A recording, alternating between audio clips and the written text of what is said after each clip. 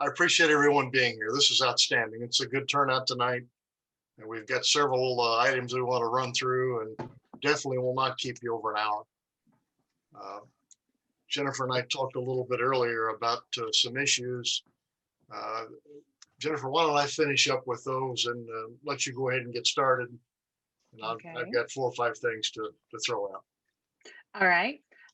Tonight we wanted to gather all the club presidents and the district leaders to talk about how can we do fundraising in a virtual environment and still be successful so that our clubs can serve our communities. And we've asked Lafayette Daybreak, Matthew Salisbury, do I have that right? The right club, Lafayette Daybreak? Yeah. To talk about what they did in their club, and they were very successful with it. And Matthew, what is your role in the Lafayette Daybreak Club? Hi, yeah, my name's Matt Salisbury, and I'm the committee chairman for our annual fundraiser called A Toast to Mental Health. Okay. And so we couldn't do it the way you normally did it. So I'm going to let you explain to all of us what you did, why it was successful, or why you think it was successful, the feedback that you received, anything that you can share with our clubs that are on this call that would encourage them to consider ways that they can continue to serve their community in a virtual world. So Matt, it's all you. Okay, well, I want to say thank you very much for having me. We were very fortunate last year with our event. We broke all of our records, even with the pandemic. My club, Lafayette Daybreak Rotary, club president is Steve Gray. And of course, David Strand is a assistant district governor. We're really proud of David and all that he's doing to represent our club. Our event is called A Toast to Mental Health. And last year was our 13th year. This year, we just started planning going into our 14th year. And the event has 3 beneficiaries, 3 local mental health agencies, including Mental Health America, local branch, National Alliance on Mental Illness, West Central Indiana, and then a local nonprofit called Willowstone Family Services. It's been around for about, I think, close to 50 years. And our event is normally an in-person event, first Thursday in May every year. And we have a big silent auction, usually about 130 packages, kind of a 10-item live auction. And it's kind of a cocktail hour where people will they'll have hors d'oeuvres and talk to each other. And then we have a kind of a presentation. Usually we get about 200 people to the event. And our previous record was 44,500 as a net. And so going into last year, really kind of about this time, we were kind of planning as normal to have the event on the first Thursday in May. I kind of had read about some things about the virus just kind of early in January, didn't pay a whole lot of attention to it, probably like everyone else. So I don't need to, I guess, belabor the lead up to when we had to make changes. We had to make some changes in March. We realized the virus was coming, it was going to be a problem, and spoke with our club president at the time. And we made a decision. We held off. You know, we knew that we were going to have to make a decision, but we didn't want to be the first one to make a decision. There's a lot of fundraisers in early May. So we held off, and I kind of called the other, I guess I'll just call them committee chairs of the other fundraisers that I know, and just to see what they were thinking. And we were all in the same boat, holding off. And we ended up in April just deciding to postpone until September. And there was a close call there. I was actually in favor of doing a live stream event in April, just to kind of, because we have a big silent auction, and our silent auction is online already. All of our items we've been uploading them online and doing the mobile bidding, which I would assume many here are familiar with. We've been doing that for about probably 6 years with the mobile bidding. So in that regard, we were set up to at least do something online.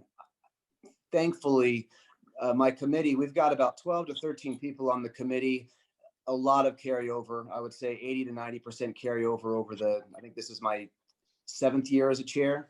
And I got great counsel on that. When we made the decision, I was leaning towards having the event still in April as a live stream. And another member of my committee kind of gave some counsel as to maybe we should wait. And after I thought there was no question that was the right decision. And so we decided to wait until September, I believe, 24th. And at that point, we kind of put it on just a hold. And we met about once a month in May, in June, doing Zoom meetings just to kind of discuss what we were going to carry over. I don't know that we made any big changes to our format until we kicked back in August, and that's when things started to ramp up. And so some of the changes that we made, and I should give my disclaimer that I don't know how much luck played into, some of these changes. So it could have been good fortune. I think we made some decent decisions, but I don't want to sound like these are guaranteed, successes for everyone. So the first thing that we did was we decided we're going to do a live stream. So to prepare for the live stream, we had to fill content.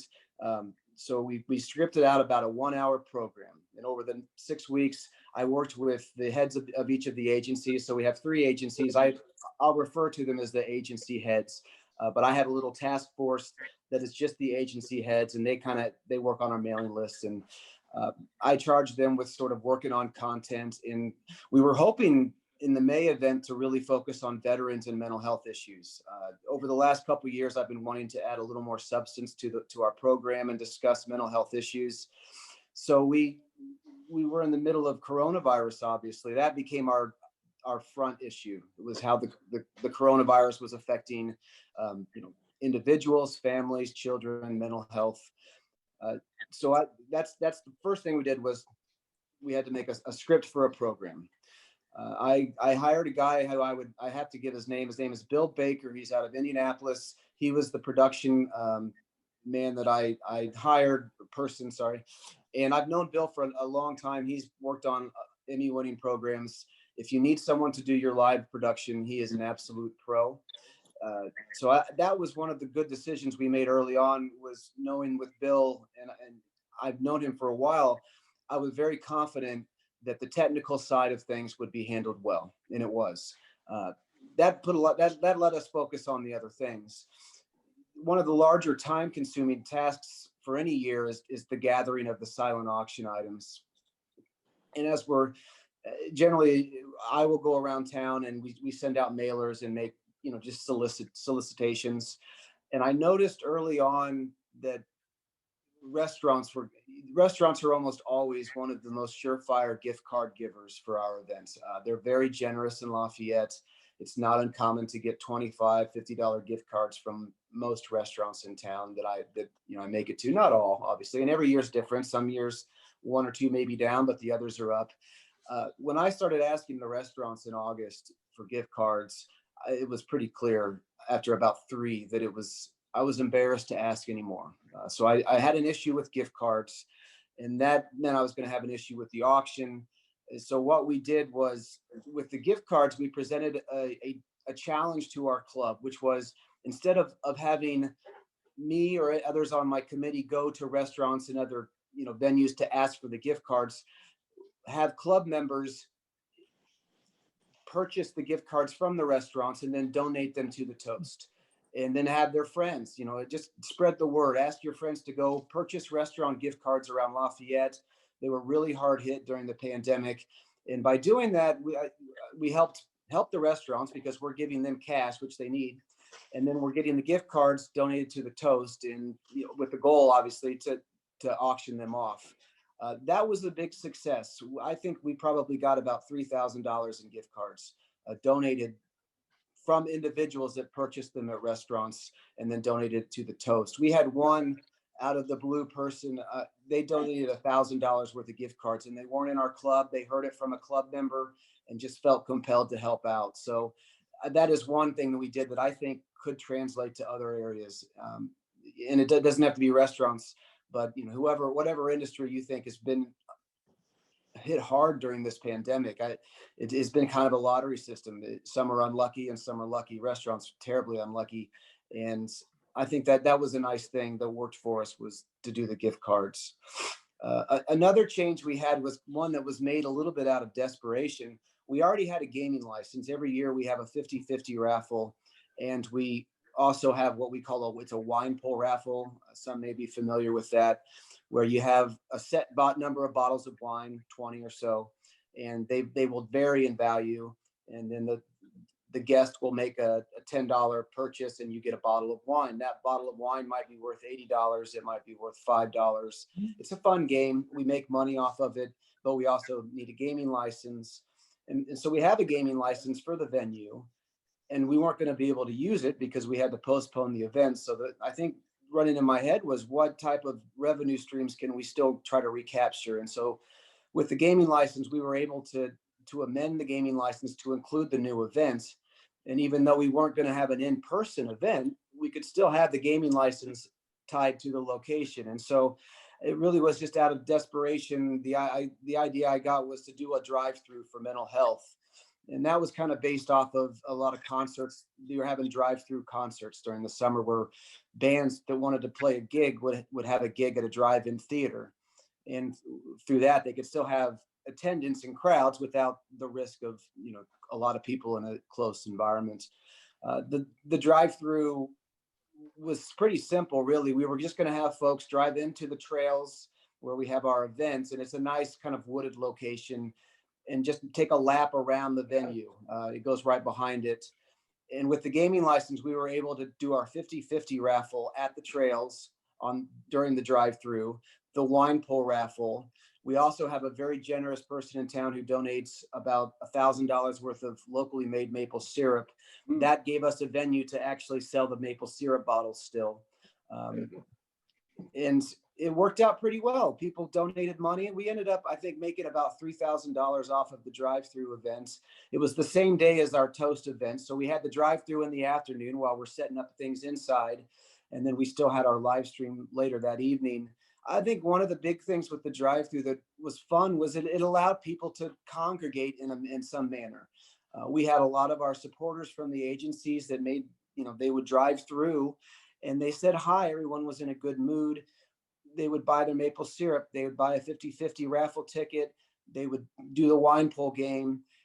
And so we would make money. They were happy. They got to see people that, for many of us, we see once a year at the event. So we got to see a lot of the familiar faces. And then they left. And what they ended up doing, and this wasn't planned, but a lot of the folks that came to the drive-through, they had then made other plans to have a watch party somewhere else. Now, this is in September. So I think folks were going to restaurants and kind of getting out and about a bit more in September because we were on kind of that low swing at the moment for the pandemic. It's different right now, but maybe later this year it changes. But that was a really nice thing from the drive-through, was that we got to see folks, and then they ended up going to a watch party, and that helped set up kind of our bread and butter, which was our auction, our silent auction. We went all in on just the silent, so we didn't do any kind of live auction. I had already hired earlier that year an auctioneer, a new auctioneer for our events, and I kept him on. He was great. I wanted to have somebody that has a lot of familiarity with crowds in the limelight. And I put him on. We have 2 stages at the trails. I should explain that for our live stream. The trails has 2 different stages, so we set up 2 different rooms. One was going to be for the auction. I put auction items on a stage. I put our auctioneer and one member from my team who was good in front of a camera. So that's she and Dan Baker, the auctioneer, were on one stage, and then our agency heads with our normal MC of the program were on the other stage. I'll call that the main stage. And we were able, with Bill Baker running the video, he's able to switch back and forth. So through the 1-hour program, we would have 5 minutes of content, of an interview with an agency head. And then we would flip it over to the auction stage and do 5 minutes, 3 minutes, talking about some particular items we wanted to highlight. We ended up with about 150 auction item packages. I think the total value was about $24,000, which was kind of a record for total value. And we ended up doing about 20,000 in the auction. So we had the 2 stages. And then the other thing that really helped us out is that we asked all of the agencies and some of our sponsors that are mental health field related sponsors, we asked them to make us a couple short videos each, 30 seconds, 1 minute, kind of testimonial videos for why they support our events and what they might be seeing. And we were able to then take those videos as pre-production videos and intersperse them between our flipping back and forth between stages. So it gave us a buffer in case we were still setting up a stage. So we might go from the main stage, interviewing one of the agency heads, And then we would have a little video that's a 30-second video of a supporter from an agency, and they would explain their situation and why they feel compelled to support the events. And then we'd go to the auction stage, and we would just rotate around that. So that's how we filled the time, and it ended up filling the time pretty well. I don't feel like we ever had a moment where we were really trying to fill substance into the gap just to kill time. We had it planned out. I did an outline, kind of a script outline, where I would have it at least detailed to about, every 5 minutes, what stage we were going to be on, what the topic was going to be. We would try to have reminders. Remember to, auction will close at 8 p.m. Item pickup was something that we had to do new. Normally people would win the items and they would just leave with them. But since nobody was at the event, we came up kind of a 3-tiered system for the item pickup.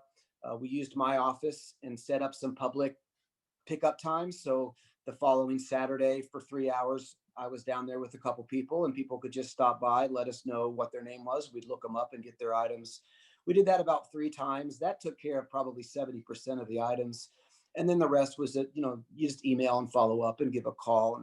And it's kind of fun, really, because you get to meet the supporters that way and talk to them. It was, a Saturday from 9 to 12, I'd have 20 people stop in to pick up their items, and we got to reminisce about the event and just get to know them a little bit better, which kind of leads to one of the other things that we really tried to work on. Because of the remote nature of this, we had to really pick up our game with our Facebook messaging and our advertisements. We caught a really lucky break in that one of our club members had a good contact with Star City Broadcasting, and they gave us an in-kind sponsorship package of about $6,000 worth of advertising across 5 radio stations and 4 TV stations. We've never had that kind of exposure before. So that was a huge thing. Also, a disclaimer, all these things that may have worked, we had $6,000 in advertisement that we hadn't had previously. So which one was the main factor, I don't know. But we really just tried to build a buzz about the event. And there's a lot of events that went to a live stream or some sort of remote nature. It seemed like we needed to stand out somehow. And that's really kind of what the drive-through did for us. The drive-through for mental health, it's kind of a hokey idea. It's folksy. And I think people liked it. We kept it simple. We're going to do it again this year. This year, we're going to do it on the Sunday before our event as kind of a lead in. But I think people just liked getting out with the drive-through. And I liked that it gave me something else to talk about on Facebook. And it gave me something else to kind of pitch to people. And then it was new, it was unique. So then they went to their friends and said, hey, there's this drive-through, let's do this. And it was an easy thing to pitch on the radio, telling people, hey, drive through the trails, which everyone in town knows where it's at. Drive through at this time for mental health. That's it. It's got an easy tagline. It sounds better over the radio than live stream at www.whatever for our events. We really relied on Facebook to do the live stream publicity and get the word out. And that led, one other thing we really focused on was our activity from our board. All 3 of the agency boards, we really asked to get some extra participation this year, and it paid off big time. We had supporters from all the boards that were excited to help us, and they were also excited to share our event on their Facebook pages and share it to their friends and work on that. So we really worked on our messaging and tried to do a better job. And we still have a lot more that we can do, and we're going to try this year to improve upon. But when you don't have the usual time and place, you can't take for granted that people know what's going on or already have it on their calendars or will still be interested in this new format. So we really put our efforts into messaging to let them know what's going on and just try to get them excited about something. So that paid off for us. And so ultimately, with all of that put together, we had a really successful event. We ended up with 150 packages. Our silent auction did about $20,000, which was about a $7,000 up on our previous record. Our sponsorships were very stable. Our previous year sponsorships were about 31,000. Definitely the bulk of it's more than half of our revenue. And we increased it up to, I think, about 32,500. So fortunately, all of our sponsors were more than happy to stay with us. And, that's our bread and butter. We have to have the sponsorships to get anywhere close to what we wanted to do. And so we ended up with a net of about $50,500. Our revenues were, I think, around 63,000. Those were all records. We were really, really excited, of course, and thankful. We didn't have any pressure on the monetary numbers because it was a unique event and it was a live stream.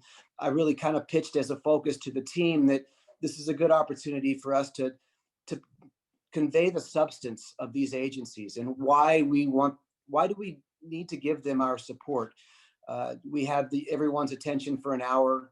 And so we used it as an opportunity, I guess. Instead of a challenge, we kind of just called it an opportunity to get our message out, not worry so much about the numbers. And we were fortunate. It worked in our favor. So I guess that's my summary. I'm happy to take any questions. Great job. I really appreciate that. You guys can all unmute if you have any questions for Matt. I have one question as far as you did a advertising in kind of $6,000. What does that entail, advertising or gift in kind? It was like a sponsorship, only dollars weren't exchanged. Okay. Which isn't entirely true. That it was 6,000 worth of in kind, so for free advertising. They also offered us a package of $1,000 to include some internet advertising, which we were more than happy to do. I don't know what all we got off of the 1,000, but it just felt like a good idea to, pay them something and try to build a relationship. But yeah, that was a lot of advertising. It was, I don't know how many minutes total. We've never had that kind of exposure before. We have done you get a morning interview on TV 18 during the week, and that's about what we have. So that was huge. Matt, you might describe the scholarships, where the funds went then for the mental health scholarships. Thank you. Thanks, Joe. I'd be more than happy to. Kind of as a side program that our club, our Rotary Club's focus has been mental health because of the Toast. A couple folks on my team, I don't get the credit. It's Bill Lapcheska and Ken Ritchie and a few others in our club.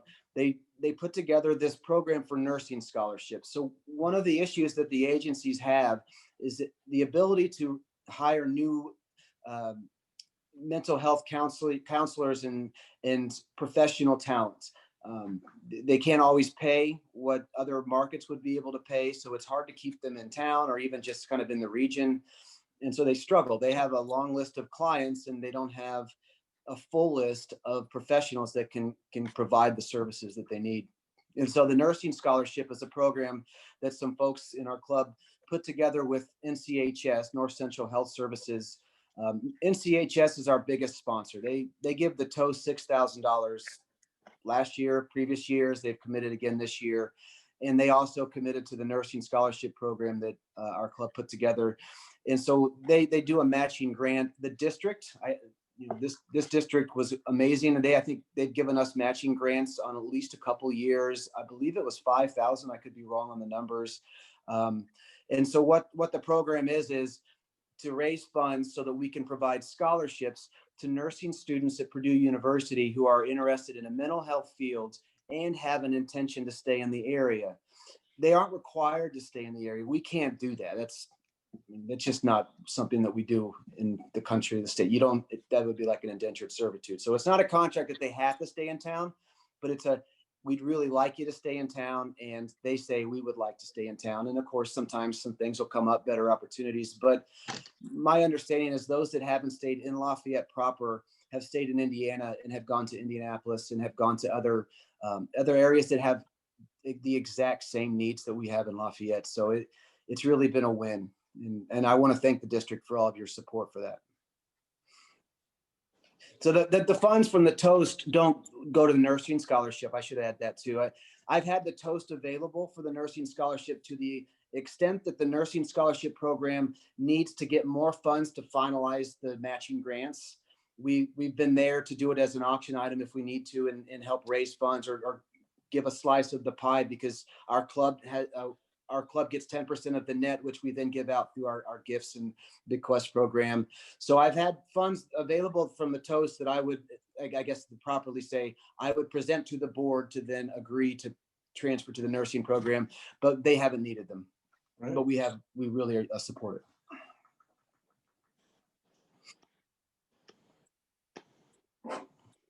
So to me, it sounds like this is a passion project for your club, and Rotary is the vehicle that helps you meet the needs in your community. Would you say that's a true statement or a fair statement, I should say? It's 100%. Yeah. I mean, we're all volunteers. When you have a committee, you don't order people around. They want to be on the committee, so you treat them like friends. We're all friends, and that's how our committee has operated. It's a very much an open committee. We talk about all of our ideas. If something is close, then we'll vote on it. The only thing we had to vote this year on, and I just did it because I think there was a little bit of, I think our club board we always have charged a ticket price of $35. And I had concerns about that because if it's an online event, what do they get for the 35? And is that going to keep people from coming? So that was the only sort of issue or question that I put to a committee vote, because I just wanted to make sure that everyone agreed. And then I think it was a 8-2 or unanimous that we did not charge for tickets. We decided to kind of take a risk with $0 and just have anyone that is interested to watch the event. But otherwise, to answer your question more specifically, it's definitely a passion project. The time that's involved in organizing the events, you have to be kind of fired up about the issue, and you have to be fired out just about helping people. And I think you have to enjoy working with everyone that's involved. It has to be fun, or you're just not going to be able to sustain it, I don't think.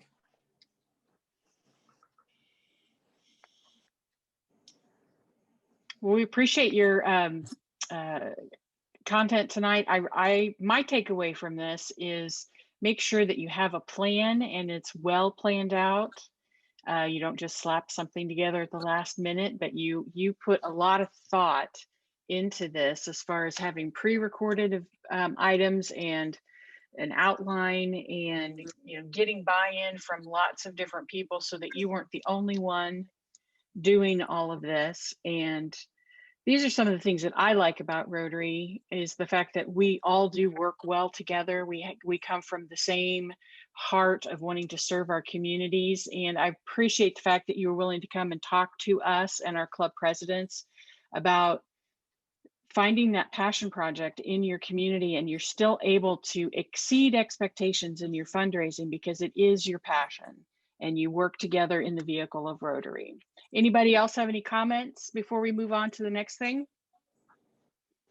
I would just like to say that many times Rotary clubs ask themselves, if we weren't here, would our community miss us?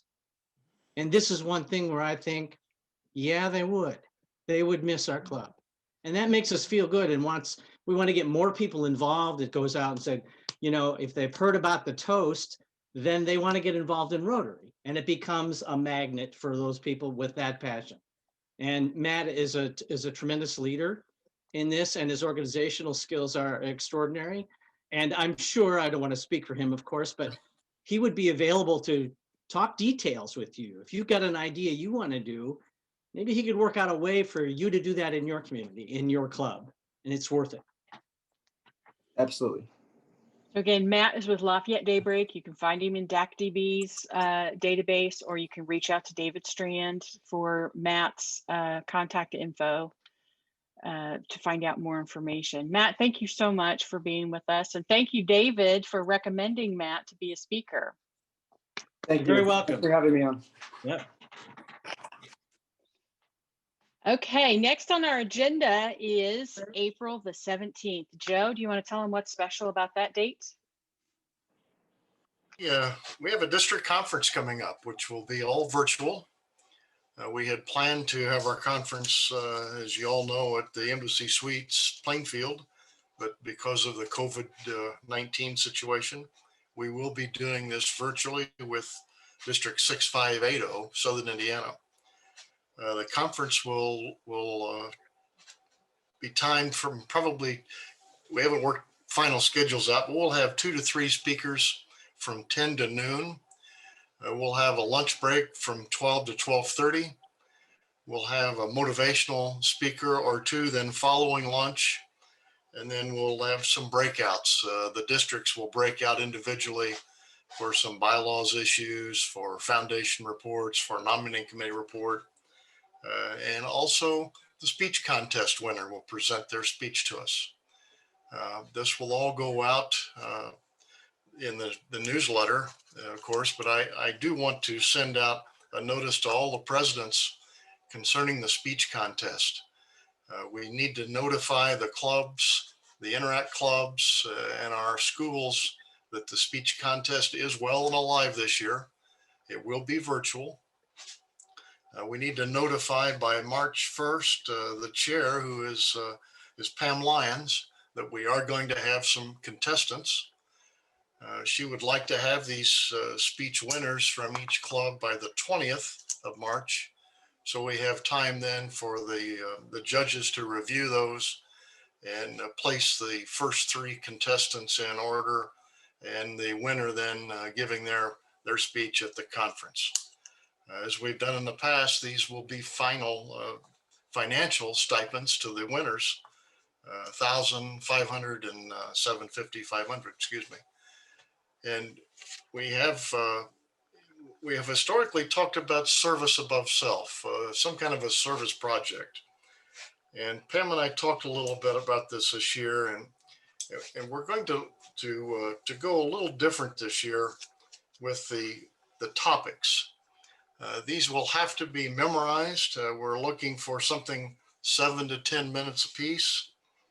And they need to be a persuasive topic on the speaker's interest, to know what they're interested in life around them, what's going on in the world around them. So we're going to see some service above self things surface without question. But the topic choice this year is not going to be limited. We're going to let it be a little more open so that we can get some ideas from these young people as to what they are interested in, what makes them tick. Well, talking about some of the topic issues for the district conference speakers, we have a couple of ideas of Rotary-based conversations that we wish to share.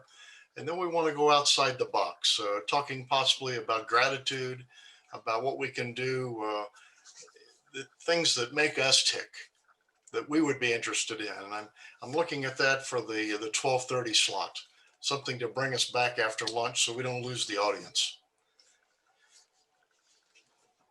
Other than that, we've got an issue with the grant certification process. We've announced it. We have it on YouTube. Clubs are a little slow to gather that information. So that's going to go out again to the club presidents, the vice presidents, the foundation chairs, as to where to find this on YouTube. And we're going to put together an additional item to go along with somewhat of a volunteer affidavit that you have completed it. Kind of a 4-way test thing, that you did review this for the 2022 grant cycle. That cycle will be open, I'm sure, mid to late April, and the grant cycle then will run through July 1st, hopefully, and those grants be available. But we do have those completed. There are 3 sections on YouTube. They've been out now for a little over a month. We don't have much activity, but I have had several requests as to how to find them.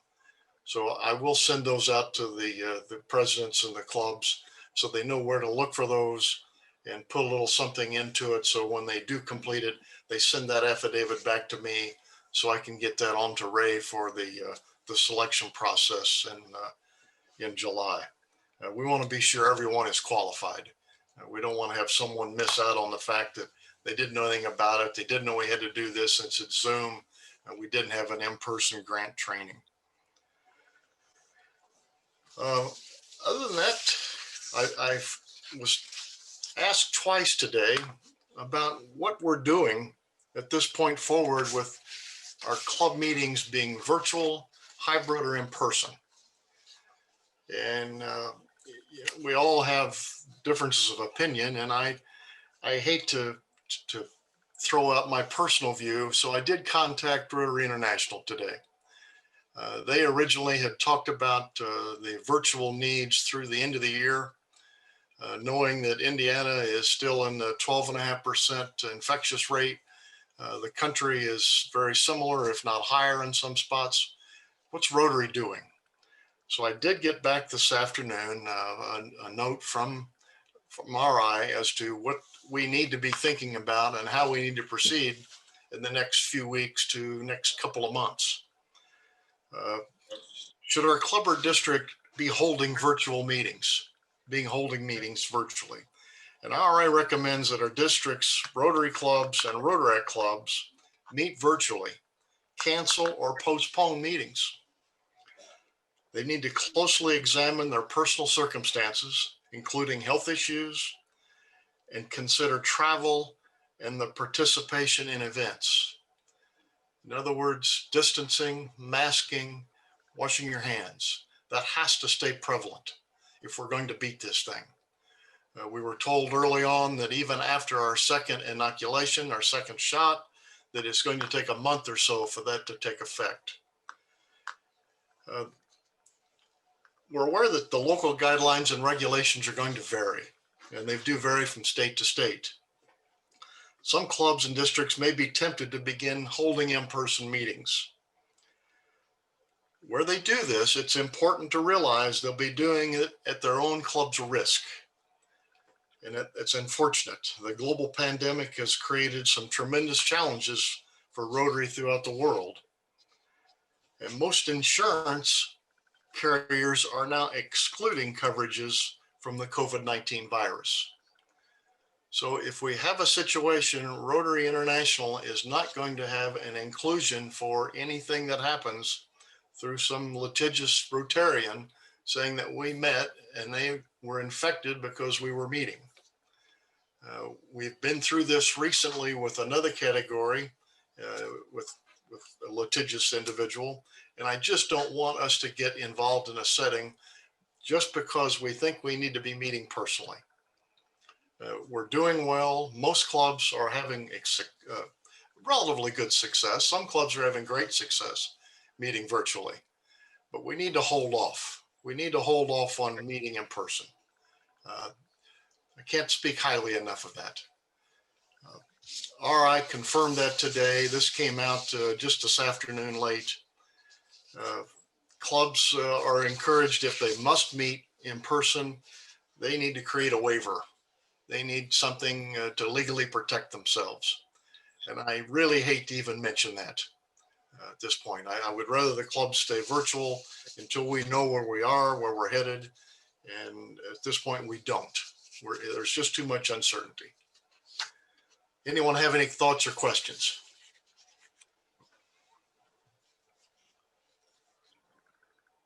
Not on the virtual meetings, but backing up to the grants training, and maybe I missed this and you said it, but how many people from a club have to go through that training, or who has to go through it to qualify? Two are suggested. Okay. That we would prefer. That way there is a backup and two people know about it. Now the grant itself will have to have the president and the president-elect sign off on it. Okay. So, but the grants chair, the foundation chair needs to be one of those two if at all possible. Okay, thank you. Each one of your assistant governors were emailed a link to that YouTube channel today so that they can share that with their clubs.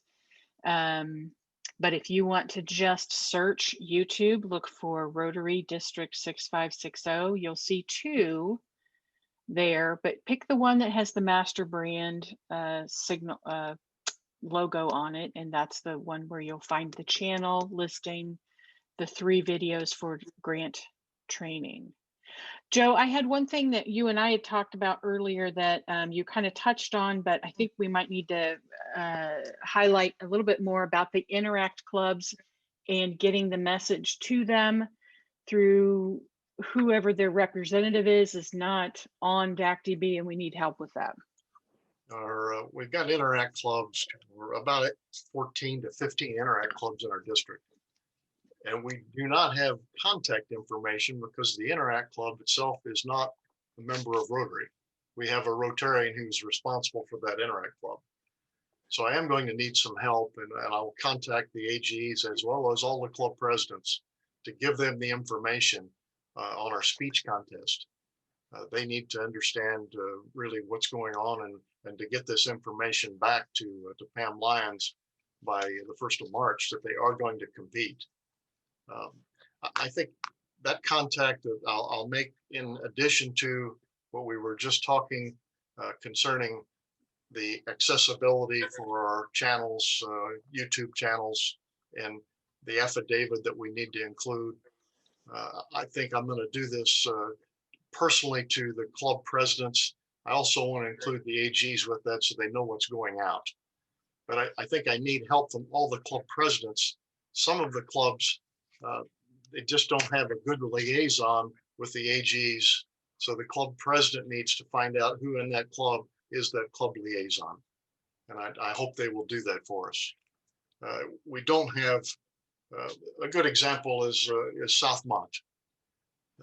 That's a Crawfordsville club, but it's not really known that's a Crawfordsville sponsored Interact Club. There are several similar to that, Northwestern, Kokomo Club. So I just need those presidents to appoint, or at least ask that their liaison make those Interact clubs aware that we do have something coming, that this is something that there's some dollars involved, and we would like to promote them. We'd like to promote their speeches.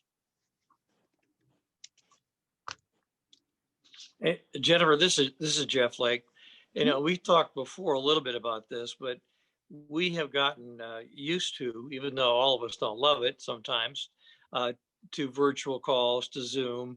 And I find a lot of the clubs and their committees are being very effective using Zoom, especially when they intersperse them with 2 and 3 minute videos occasionally, you know, just to break up the, what I don't want to say monotony, but the looking at the screen with 24 people on it, you know. Yes. So, and as you know, because you pull a lot of these down yourself, there are a lot of videos out there that they could use from my Rotary or other places, YouTube probably. But anyway, I just think that helps. Right. So what Jeff's talking about is the pre-done videos. They're usually 30 seconds to 2 minutes long, like a commercial about Rotary or the Rotary Foundation or about one of our projects that we do. They're available on both Rotary International and the Rotary Foundation have a YouTube channel. They have a Vimeo channel, and you can go to the Rotary International website and just do a search for video of something. But also a few of the ones that I used for our pets training was virtual, and I saved those videos as individual videos out on DACDB under the district files so that any club can use those. And Jeff's right, a little bit, it's kind of like a commercial, shot in the arm, excitement for how Rotary is affecting change in our communities and around the world. Jeff hit on a good point, whether it is a committee gathering or a club meeting, these videos do add spice. Whether it's a 10-second intro or whatever it may be, it just does break the monotony of the meeting. It's very, they're very well done. Mm-hmm.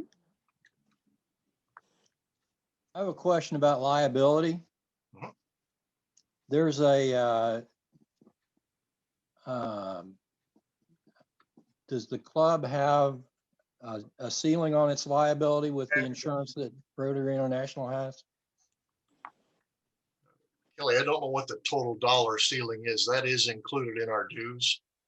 And we do have a liability policy. And that's the reason for the exclusion for the COVID-19 comment I made. Right. I'd be glad to find out what that ceiling is. But I do not know what it is. I guess what I was really trying to ask was deductible. To my knowledge, there is none. Okay. I'm guessing. I'd asked early on to see the policies, and they are available. It was something that was it's kind of slid in on our dues. You really don't know it's there, but it is part of what we're paying RI. And RI covers all Rotarians throughout the world. I knew we had insurance. I just didn't know whether there was a deductible. And I think individual clubs also carry insurance, especially when we do these fundraisers and things. But Joe, if I heard you correctly, and correct me if I'm wrong, if my club decides to meet in person and someone came to that meeting and got COVID and sued my club is without insurance protection from Rotary International. It's true. Right. Okay. That's what he said. And then we just have a couple minutes left. We said we wouldn't take a full hour. So Rhonda Overman, there you are. Will you tell us one more time about Founders 1905 and how our clubs can get involved? Sure. It is a contactless, hands-free, completely online fundraiser. And you just have to go to founders1905.com and we can send out that information. We're creating a one-page flyer right now that we can give to clubs so that they can spread the word to their friends. So once we get that finished, I can send that to you, Jennifer. Okay. But we, and we do have other marketing materials. We just decided to develop this recently. But it is something so that all you have to do is give our your name, your club number, your name, and your address to us so that we can send your check to you at the end of the month.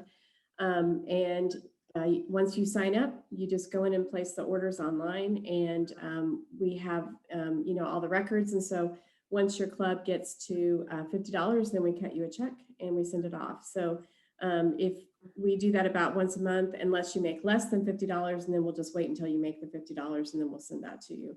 So it's very easy. We have a beautiful website. It's very engaging. It has a lot of information about Rotary. And then we also have Instagram and Facebook posts that you can follow. And then you can copy the information off of Instagram and Facebook and put those on your web pages so that you can have a link to your web page when, you know, so that people can order directly from your web page, or then they can see the Instagram or Facebook posts and they can see the link and order that way. So it's designed so that it's completely just as easy as possible. Right now, we just have the two products. We have K-Cups and then we have bagged coffee. Once we get things going and we make some momentum, then we're going to switch and try to get some new products out, you know, with flavored coffees or whole beans, or even packages where we could have, you know, a gift along with the coffee. So lots of different ideas for the future, but we're just trying to get off the ground right now. Right. You just pitched the newsletter. If everyone will read their newsletter in the district coming up, there is a full article on the 1905 coffee, as well as the mechanism to receive the commission, the cutback. So it's a feature article. That's awesome. Thank you.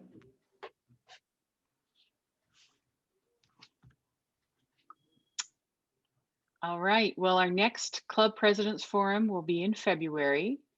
I do know that pets training will be virtual this year, and we will work with Land of Lincoln Pets virtually in March. Those dates and those newsletters are being emailed out to the presidents-elect right now.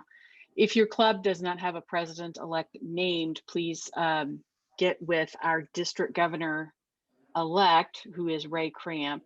Let him know. I'm sure he's been in contact with you all about that. So the dates we talked about tonight was for the speech contest. Let Pam Line know by March 1st, and the virtual district conference, put it on your calendar for April the 17th. That's my nephew's birthday, so I want everybody to remember that. And then we will see you in February. I don't have my calendar in front of me right now. What's the third Tuesday in February? After Valentine's Day, right? It is on the Google, or I'm sorry, not Google, but the DACDB calendar. February 16th. February the 16th. Yeah. Okay. So we'll see you all then. And thank you for joining us tonight. Any final words of wisdom from anybody? Well, thank you all Thanks for all. joining us. We'll see you Yes. next Thank you. month. Thank you very much. Mhm. Great to Thank be you.